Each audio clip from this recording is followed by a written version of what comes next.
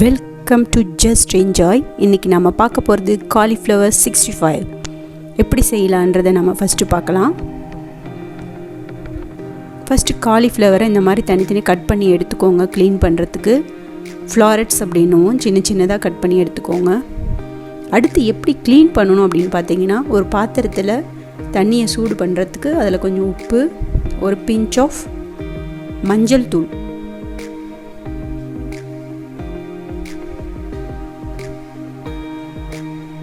போட்டு நல்லா ஸ்டிர் பண்ணி கலக்கி விட்டுருங்க.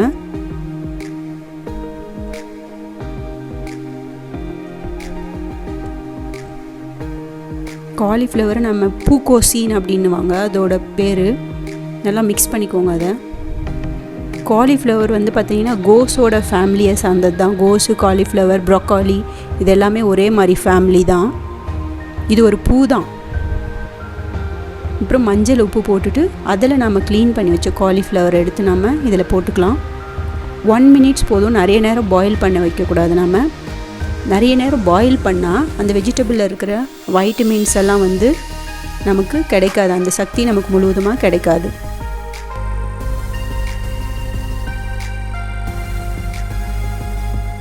நல்லா அது தண்ணியில் மூழ்கிற மாதிரி எல்லா அந்த காலிஃப்ளவரையும் போட்டு வச்சுக்கோங்க. போட்டுட்டு மூடி வச்சுருங்க. மூடுனா அதில் இருக்கக்கூடிய அந்த சத்துக்கள் வந்து வெளியேறாமல் இருக்கும் அப்படின்றாங்க. நிறைய நேரமும் பாயில் பண்ணாதீங்க. 1 minute வந்து போதுமான நேரம்.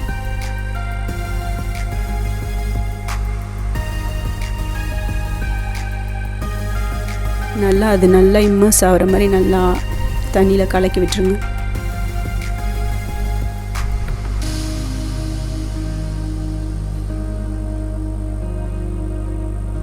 பாருங்கள், இப்போ பாருங்கள் எப்படி வந்திருக்கு பாருங்கள். ஒரு 1 minute அந்த சாஃப்ட்னஸ் வந்தால் போதும். ரொம்ப பாயில் ஆகக்கூடாது. கொஞ்சம் நம்ம தொட்டு பார்த்தா சாஃப்ட்னஸ் இருந்தால் போதும். இப்போ எல்லாத்தையுமே வந்து ட்ரெயின் பண்ணி எடுத்து வச்சுக்கோங்க. அந்த வாட்டரெல்லாம் ஸ்ட்ரெயின் பண்ணிவிட்டு எடுத்து ஒரு பிளேட்டில் மாற்றிக்கோங்க. அந்த மாய்ஸ்சர் எல்லாம் போகணும், நமக்கு ஈரப்பதமெல்லாம் குறையணும்.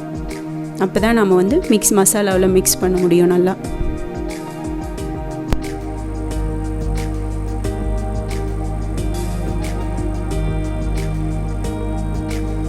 என்னென்ன பண்ணலாம் மசாலாவுக்குன்னா, 3/4 கப்பு மைதா, ஆல் பர்பஸ் ஃப்ளார் சொல்லுவோம். 4 கப்புக்கு வந்து கார்ன்ஃப்ளவர், சோள மாவு,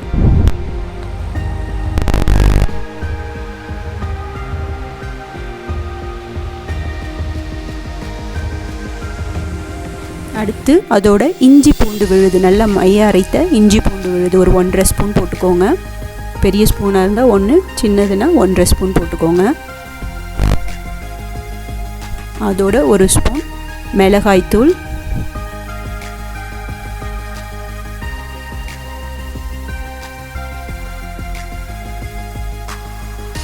அடுத்து தேவைக்கேற்ப உப்பு,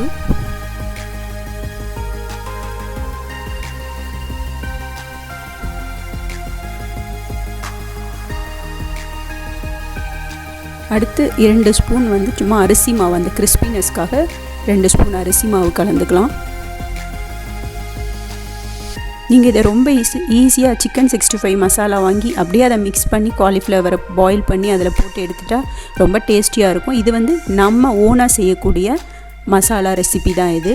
எல்லாத்தையும் நல்லா மிக்ஸ் பண்ணிக்கோங்க, லம்ப்ஸ் எதுவும் இல்லாத மாதிரி.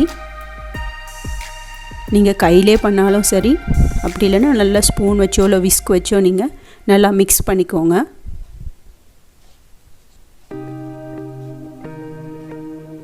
அடுத்து ஷார்ட் க்ரஸ்ட் மெத்தட் அப்படின்னு சொல்லுவாங்க இதை. ஆயில் பாயில் ஆகிட்டுருக்கிற ஆயில் 2 ஸ்பூன் வந்து எடுத்து ஊற்றிட்டு அதை நல்லா வந்து நீங்கள் மிக்ஸ் பண்ணிக்கணும். 2 ஸ்பூன் ஆயில் வந்து போதுமானது. நல்லா அந்த லம்ஸ் இல்லாமல் எல்லாத்தையுமே வந்து நல்லா மிக்ஸ் பண்ணிக்கோங்க.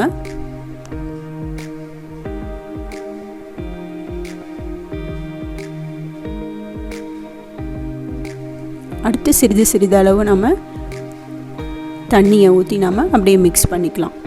நல்லா கலந்து விடுங்க. நமக்கு அந்த பஜ்ஜி மாவு பேட்டர் பண்ணுவோம் இல்லையா, அந்த கன்சிஸ்டன்சிக்கு வரணும் இது. இன்னும் கொஞ்சம் தண்ணி சேர்த்து நல்லா வந்து பிசைஞ்சிக்கோங்க. ரொம்ப டைல்யூட்டும் பண்ணக்கூடாது, ரொம்ப திக்காகவும் இருக்கக்கூடாது, ஒரு நடுத்தரமாக இருக்கணும். அந்த லம்ஸ் எல்லாம் நல்லா உடச்சி விட்டுக்கோங்க. பாருங்கள், இந்த கன்சிஸ்டன்சி இருந்தால் தான் அந்த காலிஃப்ளவரில் அது நல்லா கோட் ஆகி நமக்கு கிடைக்கும். லாஸ்ட்டாக 1 ஸ்பூன் அளவுக்கு லெமன் ஜூஸ்.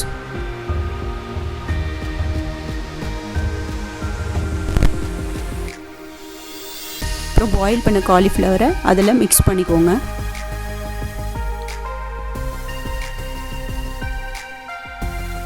அந்த பேட்டரில் எல்லா காலிஃப்ளவரையும் போட்டு நல்லா மிக்ஸ் பண்ணிக்கலாம். எல்லா சைடும் கோட் ஆகிற மாதிரி நல்லா மிக்ஸ் பண்ணிக்கணும்.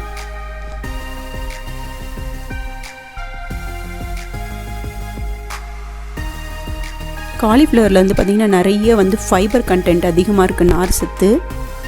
அதனால் இது ஹார்ட்டுக்கு ரொம்ப நல்லதுங்க. இதய நோய்களை குணப்படுத்தக்கூடியது. அதே மாதிரி கொலஸ்ட்ரால் லெவல்லையும் உங்களுக்கு கண்ட்ரோல் பண்ணும். ஆனால் இது பெஸ்ட் ரெசிபி, ஒரு ஸ்நாக்ஸ் ரெசிபி. இது நம்ம ஃப்ரை பண்ணி சாப்பிட்றது ரொம்ப டேஸ்டியாக இருக்கும். ஆனால் முடிஞ்ச வரைக்கும் நம்ம ஃப்ரை பண்ணுறதை அவாய்ட் பண்ணிவிட்டு ஒரு சாலடாவோ இல்லை குருமாவோ அந்த மாதிரி பண்ணால் ரொம்ப நல்லது. இப்போ நல்லா ஆயில் ஹீட்டாக இருக்குது. நல்லா ஹீட் பண்ணிவிட்டு அதை மீடியம் ஃப்ளேமுக்கு வச்சுக்கோங்க, ரொம்ப ஹையில் வைக்காதீங்க. இப்போ பாருங்கள், அந்த மாதிரி சின்ன சின்ன ஃப்ளாரெட்ஸ் அந்த ஒன்று ஒன்றா எடுத்து ஆயிலில் நம்ம ஃப்ரை பண்ணலாம்.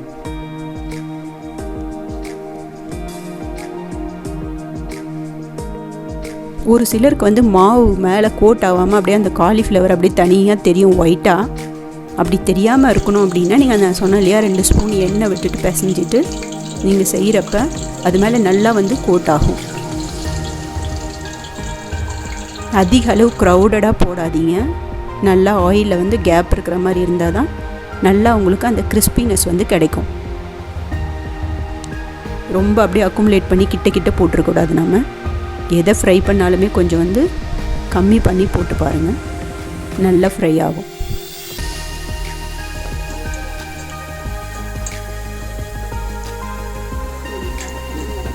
இன்பிட்வீன் அதை நல்லா கலந்து விடுங்க. திருப்பி விட்டு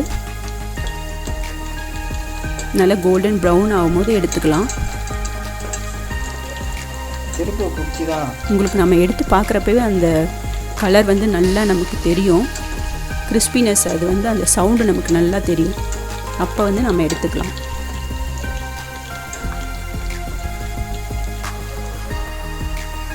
பாருங்கள், இப்போ கலர் சேஞ்ச் ஆகிருக்கு பாருங்கள்.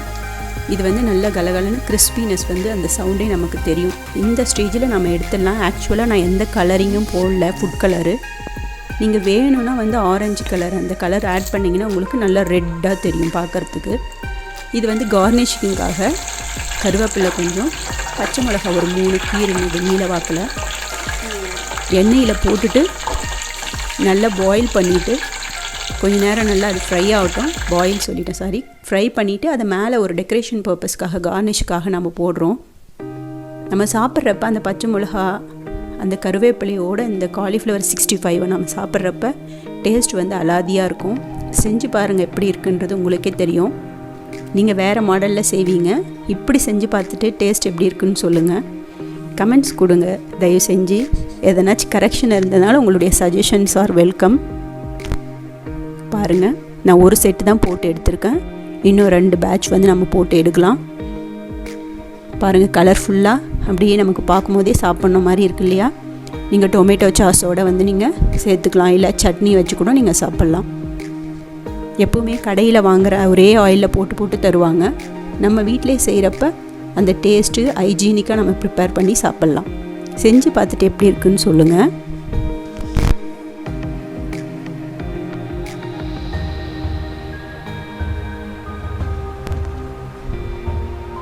அடுத்து காலிஃப்ளவரில் இருக்கக்கூடிய ஒரு சில பயன்கள், ஹெல்த் பெனிஃபிட்ஸ் எல்லாம் நான் சொல்லிடுறேன். இந்த காலிஃப்ளவரை நம்ம பூகோசின் அப்படின்னும் சொல்லுவாங்க. இதில் அதிக அளவு சல்ஃபரோஃபேன், அடுத்து ஒமேகா 3 ஃபேட் ஆசிட் சொல்லுவோம், கொழுப்பு அமிலம், அதுவும் இதில் இருக்குது. நமக்கு மீனில் தான் அது இருக்குன்னு சொல்லுவோம், ஆனால் இதில் நமக்கு அதிக அளவு இருக்குது. இது நமக்கு ஹார்ட்டுக்கு ரொம்ப நல்லதுங்க. மெயினாக காலிஃப்ளவர் புற்றுநோயை குணப்படுத்தக்கூடியது. புற்றுநோய் கட்டிகள் வளர்ச்சியை தடை செய்யுதுன்னு ஒரு ஆர்டிக்கலில் படித்தேங்க. அதில் கொலிசின் அப்படின்ற ஒரு காம்போனண்ட், கெமிக்கல் காம்போனண்ட் இருக்குது. அது நமக்கு ஹியூமஸ் உருவாகிறத வந்து அந்த தண்டு செல்லை வந்து அழிக்குது அப்படின்னு சயின்டிஃபிக்காக கண்டுபிடிச்சிருக்காங்க. சிறுநீர்ப்பை, மார்பகம், கல்லீரல், நுரையீரல் புற்றுநோய்கள் வந்து உருவாவதை வந்து தடை செய்யுது அப்படின்னு கண்டுபிடிச்சிருக்காங்க. அடுத்து இதில் வைட்டமின் சி, இ மற்றும் கே இருக்குது. எலும்போட ஆரோக்கியத்துக்கு ரொம்ப நல்லது அப்படின்றாங்க. வயதாகும் போது எலும்பில் இருக்கக்கூடிய அந்த கால்சியம் லெவல் நமக்கு குறைஞ்சிடும். இந்த வைட்டமின் கே சத்து எலும்பில் இருக்கக்கூடிய புரதங்களை வந்து மாற்றி எலும்புகளோட கால்சியம் உறிஞ்சும் தன்மையை வந்து அதிகப்படுத்துதான். நான் எப்போவுமே நம்ம எந்த ஒரு பொருள் சாப்பிட்டாலும் அதோட பயனறிஞ்சு சாப்பிடுங்கன்னு சொல்லுவேன். நிறைய பேர் பார்த்திங்கன்னா நமக்கு கால்சியம் லெவல் 30+ நமக்கு குறைய ஆரம்பிக்கும். அப்போ நாம் இந்த காலிஃப்ளவர் ஃபுட் நிறைய எடுத்துட்டோம் அப்படின்னா நமக்கு நம்ம எலும்பில் இருக்க அந்த கால்சியத்தோட அளவை உறிஞ்சக்கூடிய தன்மையை வந்து இது அதிகப்படுத்துது அப்படின்னு சொல்கிறாங்க. அடுத்து உடல் எடை குறைதலுக்கு இது ஒரு ரொம்ப சிறந்த ஒரு உணவுப் பொருள் அப்படின்லாம்.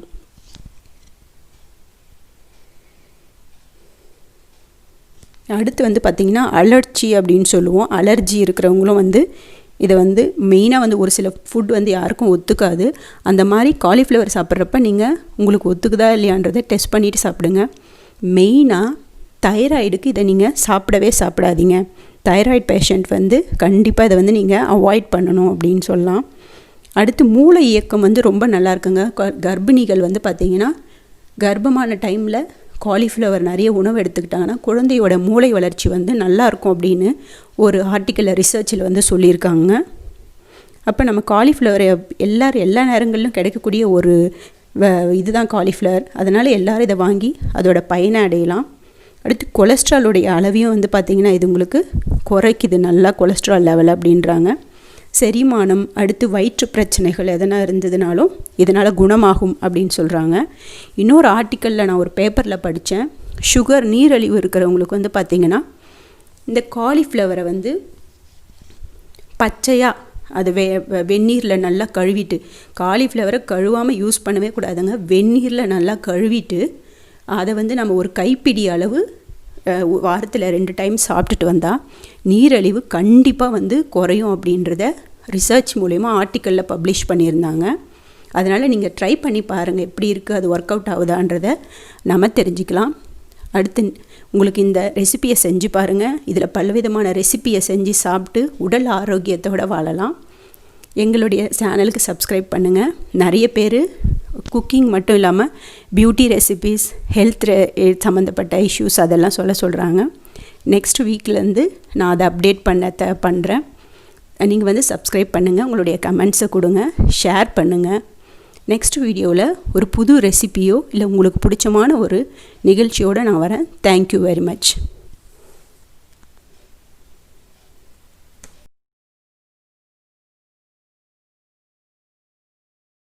யூடியூப் சேனலுக்கு மறக்காம சப்ஸ்கிரைப் பண்ணுங்க. மறக்காம சர்ப்ரைஸ் பண்ணுங்க.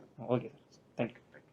அப்போ சப்ஸ்கிரைப் பண்ணுங்க. சர்ப்ரைஸ் பண்ணுங்க. சப்ஸ்கிரைப்.